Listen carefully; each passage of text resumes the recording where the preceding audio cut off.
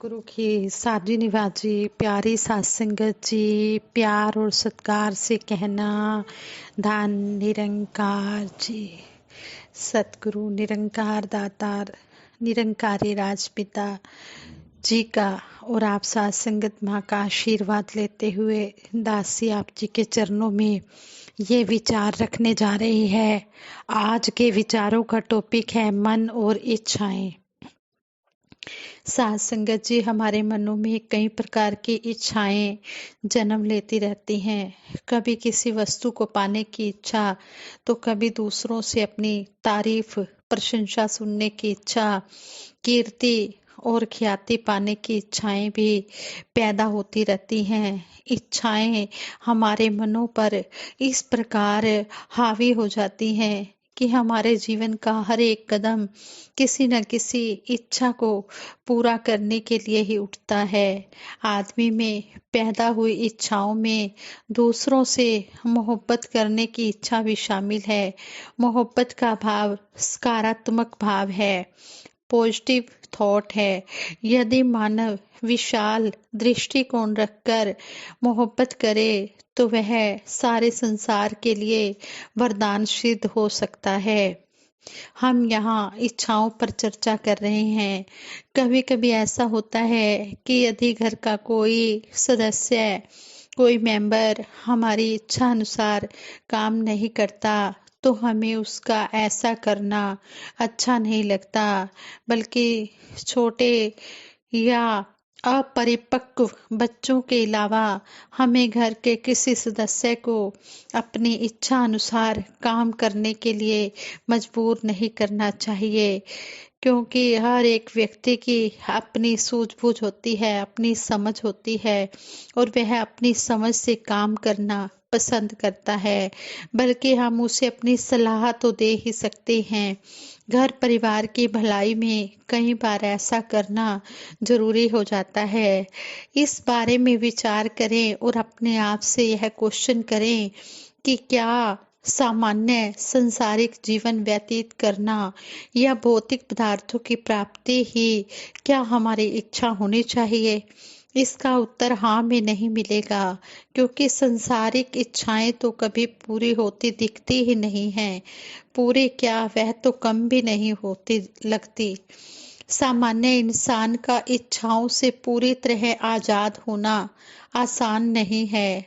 वास्तव में भोग विलास की इच्छाएं ही हमें बेचैन और असंतुष्ट रखती हैं।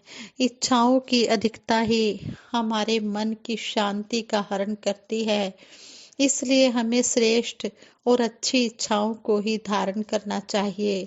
सोचने की दिशा बदलने से, इच्छाओं को सही प्रकार से परिवर्तित करने से हम जीवन को पॉजिटिव डायरेक्शन प्रदान कर सकते हैं। इस प्रकार जीवन को हम अच्छे ढंग से बिता सकते हैं। इस अवस्था में प्राणी मात्र की सेवा से हमें सुख मिल सकता है। हर प्राणी में स्थित संसार की यह प्रशंसा हमें शक्ति प्रदान करती है। इस प्रकार ईश्वरीय इच्छा को हर प्राणी में स्थित निरंकार की यह प्रशंसा हमें शक्ति प्रदान करती है। इस प्रकार ईश्वरीय इच्छा को महत्व देने से हमारी इच्छाएं पवित्र हो जाती हैं। इसलिए हमने इस निरंकार को ही महत्व देना है और जितनी भी हमने इच्छाएं रखनी हैं वो हमने सेवा, सिमरन, सत्संग को ज़्यादा से ज़्यादा करने की मन में कामना रखनी है। कहते हैं ना हो कामना फल की, किए जा कर्म की सेवा ही सेवक का रहा है धर्म। यहाँ पर हमें सतगुरु माता सुदीक्षा जी महाराज अक्सर समझाते हैं कि हमने सेवा, सिमरन, सत्संग ज़्यादा से ज़्यादा करना है, लेकिन मन में कोई कामना नहीं रखनी है। हमने कोई फल की इच्छा नहीं रखनी है।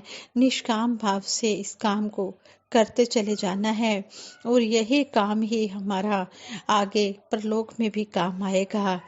यहाँ हमें स्पष्ट करना सही जान पड़ता है कि ऊपर जो बातें कही गई हैं उसका मतलब यह नहीं है कि हम अपनी इच्छाओं को अपने मन में दबाएं या उनका हनन करें, बल्कि विचारने के ढंग को बदलने की जरूरत है। मन की इच्छाओं को ही सकारात्मक दिशा देने की जरूरत है।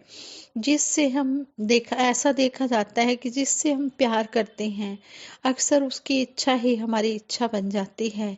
इसी प्रकार यदि हमें सृष्टा से वास्तव में प्यार हो जाए, यानी कि इस निरंकार से, इस रचनहार से अगर हमें वास्तव में प्यार हो जाए, तो निरंकार की इच्छा भी हमारी इच्छा बन जाएगी।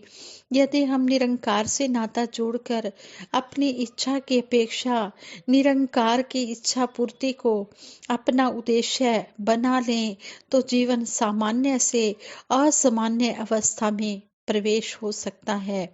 ऐसे व्यक्ति के लिए संसार में कहीं भी दुख नाम की चीज नहीं रहेगी। कई बार हम इच्छा नहीं रखते, परंतु यह सोचते हैं कि यदि ऐसा हो जाता तो अच्छा होता, किंतु यह सोच भी इच्छा का ही एक रूप है। परमात्मा से प्रेम का दावा करते समय हमें यह सोचना चाहिए कि जो हुआ अच्छा हुआ और जो होगा अच्छा ही होगा। सारांश यही है कि दृढ़ संकल्प द्वारा हम अपनी इच्छाओं को बदल सकते हैं, सोचने के दृष्टिकोण को हम बदल सकते हैं और इसी प्रकार मन को सुखद, संतुलित और पवित्र बना सकते हैं। आनंदमय जीवन के अनुभव से परिचित हो सकते हैं। ईश्वर द्वारा दिया गया अमूल्य मानव जीवन का श्रेष्ठ लक्ष्य है आत्मबोध। चूंकि मानव शरीर आत्मा के बल पर ही गतिमान है, इस आधार पर आत्मबोध की आवश्यकता बहुत तीव्रता से अनुभव होती है। आत्मा का वास्तविक स्वरूप सत्य चित्त आनंद अर्थात सच्चिदानंद का अंश है। इसलिए आत्मिक आधार पर इस संबंध में चिंतन करने की जरूरत है। आत्मिक लक्ष्य का चिंतन करने पर हम अनुभव करते हैं कि मनुष्य जन्म बड़ा ही दुर्लभ है। यही कारण है कि दुनिया का लगभग हर मानव जीवन जीना चाहता है।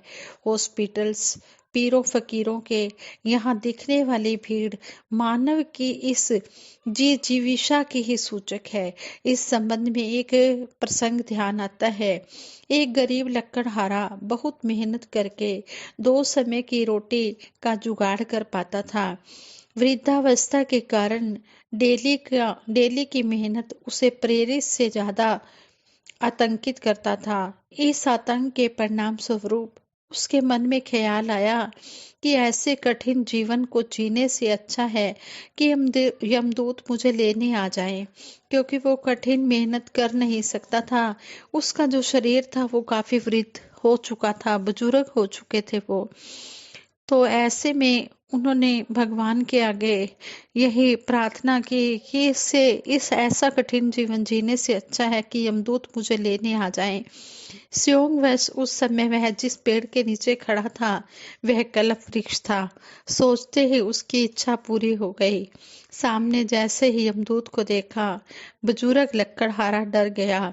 यमदूत बोला, कहिए मुझसे क्या चाहते हो? बुजुर्ग लकड़हारा सक पकाया और बोला कि इतनी कृपा कर दीजिए कि यह जो लकड़ी का गट्ठर बंधा पड़ा है उसे उठवाकर मेरे सिर पर रखवा दीजिए। जीवन के मोह के कारण बुजुर्ग का इरादा एकदम बदल गया। इससे साफ पता चलता है कि मानव में जीने की इच्छा कितनी बलवती है। यह इच्छा बलवती होनी भी चाहिए, क्योंकि मानव जीवन प्रभु द्वारा मानव को दिया गया एक उत्तम वरदान है। इस मानव जीवन की सफलता सुनिश्चित करने के लिए मानव को कोशिश करनी चाहिए। अपने स्वरूप की पहचान करना ही मानव जीवन का सबसे श्रेष्ठ कर्म और सबसे उत्तम लक्ष्य है। परंतु विडंबना तो यह है कि मानव पशु पक्षियों की तरह रहने, खाने, पीने, सोने आदि के प्रबंध को ही अपना श्रेष्ठ कर्म समझ बैठा है। आत्मबोध की तरफ उसका ध्यान जाता ही नहीं है। बड़े भाग मानुष तन पावा, सुर दुर्लभ सद ग्रंथ ही गावा जैसी अलर्ट करने वाली ये लाइनें वह चेतना शून्य होकर पड़ता है। वह कभी इस बात पर विचार नहीं करता कि मानव शरीर यदि देवताओं से भी दुर्लभ है तो उसका रहस्य क्या है। मानव जन्म की दुर्लभता का रहस्य है। उसकी शारीरिक शक्ति नहीं है, क्योंकि आंख, गला, सजनता, गतिशीलता आदि के लिए उसकी तुलना पशु पक्षियों से की जाती है। हिरण जैसी आंखें, कोयल की तरह गला, गाय जैसी सजनता, हाथी जैसा बल, घोड़े जैसी गति आदि उदाहरण यह सिद्ध करने के लिए काफी हैं कि इन क्षेत्रों में मानव पशुओं के सामने कहीं नहीं ठहरता। मानव योनि की श्रेष्ठता का रहस्य है ईश्वर की जानकारी करना, आत्मबोध प्राप्त करना। साथ संगत जी, ये जो चिंताएं हैं ये मन को परेशान करती हैं और ये चिता के समान होती हैं। इसलिए हम आज ही यही प्रण करें कि हम जो है सतगुरु के चरणों में बिल्कुल निश्चिंत होकर हम सेवा सिमरन सत्संग करेंगे। कोई मन में टेंशन नहीं, कोई परेशानी नहीं, कोई चिंता नहीं रखेंगे। हम चिंता से मुक्ति पाएंगे। जहाँ गई चिंता मिटी, मन हुआ बेपरवाह, जिनको कछु ना चाहिए वो शाहन के शाह।